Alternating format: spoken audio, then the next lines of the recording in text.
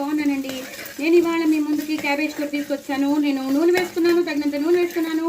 మినపప్పు, శనగపప్పు, ఆవాలు, జీలకర్ర, ఎండుమిరపకాయలు, అలాగే వెల్లుల్లిపాయలు, పచ్చిమిరపకాయలు బాగా వేగిపోయాయి. ఇప్పుడు నేను పసుపు వేసేసాను. పసుపు వేసేసాక నేను క్యాబేజ్ సన్నగా తరిగిన క్యాబేజ్ వేసేస్తున్నాను. ఇంత సన్నగాను తరుక్కోవాలండి, అప్పుడే బాగుంటుంది కూర. చాలా చాలా టేస్టీగా ఉంటుంది. వెల్లుల్లిపాయలు వేసేసాం కాబట్టి యాస్టీస్గా ఆ ఫ్లేవర్ అంతా వెళ్ళిపోతుంది. ఎప్పుడు గ్రైండ్ చేసి వేస్తారు, లేదా చిత్తగుట్టి అంటే ఒక పేస్ట్ చేసి వేస్తారు. అలా కాకుండా నేను ఇవాళ వెల్లుల్లిపాయ పడంగా వేసేసాను. సో దట్ బాగుంటుంది అనమాట కూర. మంచిగా టేస్ట్ ఎక్కువ, అది చిత్తగుట్టి వేసాం కాబట్టి దానికి ఎక్కువ పట్టేస్తుంది.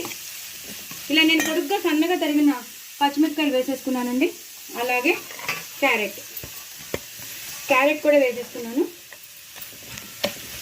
వేసేసుకుని ఇలా కలిపేసుకోవాలండి. కలిపేసుకుని ఒక నిమిషం మగ్గాలి. మగ్గాక మీకు మళ్ళీ చూపిస్తాను.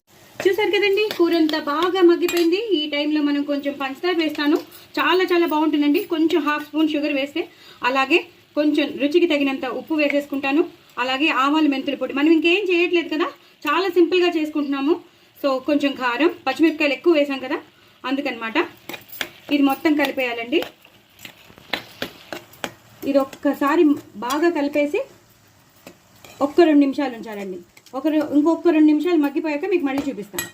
చూసారు కదండి, మొత్తం అంతా దగ్గరికి వచ్చేసింది. ఇప్పుడు లాస్ట్లో క్లైమాక్స్ కొత్తిమీర కరివేపాకుతో గార్నిష్ చేసేసుకుంటే చాలా చాలా టేస్టీగా ఉన్న కూర.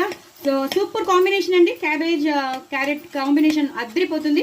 కొబ్బరి వేసుకునే వాళ్ళు కొబ్బరి వేసుకోవచ్చు, బఠానీలు వేసుకునే వాళ్ళు బఠానీలు వేసుకోవచ్చు, ఇంకా ఏమైనా కూరలు యాడ్ చేసుకోవాల్సిన వాళ్ళు వేసేసుకోవచ్చు. నేను మాత్రం చాలా సింపుల్గా నా ఇంట్లో ఉన్న ఇంగ్రీడియంట్స్తో నేను చేసేసానండి. సూపర్. ఎంత కొత్తిమీర ఎక్కువ వేసుకుంటే అంత బాగుంటుంది. కరివేపాకు వేసుకుంటే, అలా పచ్చిమిరపకాయలు అలా వేసుకుంటే చాలా చాలా బాగుంటుంది. నా ఛానల్ మాత్రం సబ్స్క్రైబ్ చేసుకోవడం అస్సలు మర్చిపోద్దండి. బాయ్ అండి.